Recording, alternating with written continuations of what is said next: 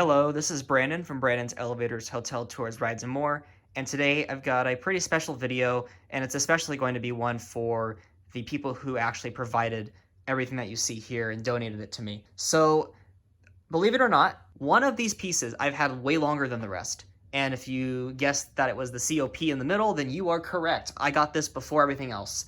And this one came from 2016. It was built brand new, and it was a joint venture between Innovation, CE Electronics, and Elevator Service Company, which is like a contractor.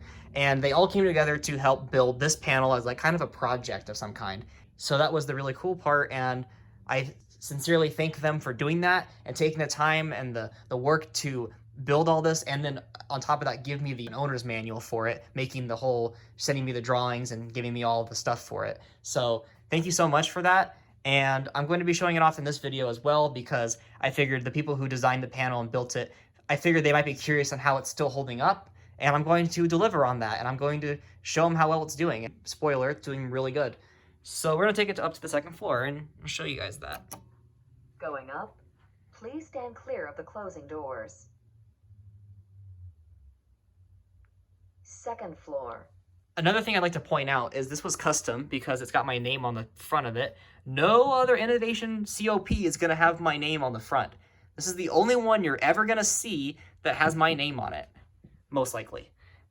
Capacity 3,500 pounds, that's like a sticker. Doesn't really apply in this case, but if this was a real elevator, that would be the weight capacity of the car. It's got a floor indicator, service switches, first and second floor buttons, door open, door close button, alarm button, which works, stop and run switch, which on this just turns the panel on and off completely. And we're going to go ahead, we're going to take it back down to 1. Going down, please stand clear of the closing doors. First floor. All right, now I'm going to demonstrate the service switches so I can show the people who built this that all that stuff still works. I have the keys here. I actually took the time to figure out what each elevator key does. So I know that 513 turns on independent service. This elevator is on independent service. And I'm going to send it up to 2 in independent service. Please stand clear of the closing doors. This elevator is on independent service. Second floor. All right, next I'm going to demonstrate inspection service, which is the 514 key, EX514. Turn that on. This car is now on inspection service. And on this panel, it basically just keeps the elevator at which floor it is currently at. So these buttons don't work. It stays on 2. You cannot call it or anything. It's on that floor, so that way someone can inspect it, so to speak. Okay. Now, finally, we're going to put it on fire service or fire return or fire recall, whatever you want to call that. In this elevator, fire recall is probably more what it's like. So here is the lantern, and it's going to turn on when I turn the key to on, EX515 key. This elevator is now in fire return. When the doors open, please exit the building in a safe and orderly manner. First floor. And what that basically just did, it sent it back to the recall floor, which on this panel, the recall floor is 1 because it's got the star. Okay, so that's pretty much it for the elevator panel, the COP that I got in 2016. So now it's time to talk about the new stuff that you guys saw there. Let's start off with this. So this right here is a call station that Jason from Elevator Service Company put together and made it work. So not only is this a call station, but it's functional. So this is portable. I could take this with me anywhere. It's not hooked up to anything. It's got a charger, as you can see on the side, and that button underneath it is the power button that turns this whole thing on and off.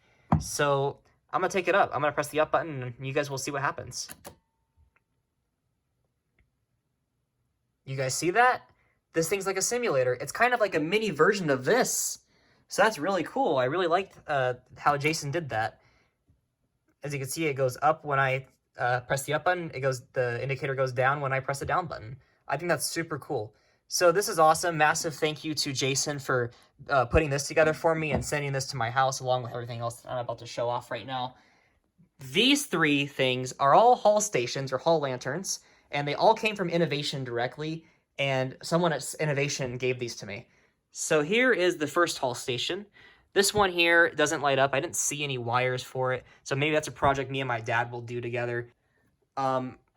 This over here is another hall station. This one lights up. This one had a wire to it, and I could plug it in. So this one here, as you can see, it's got a white for up and a red for down. And this one up here is probably my favorite one. and it is... I think that screw is loose. I don't know if that was supposed to be loose or not. I will ask about that. Here is the up and down lights, and as well, on top of the lights, it's also got a floor indicator, which is super cool. I wonder if I could one day figure out how to program that, or like use a computer to make it like go up and down or something. I don't know if that's something I can do, but that would be cool if I could figure that out. Anyways, that's going to be it for today. Thank you for watching, and yeah, see you next time.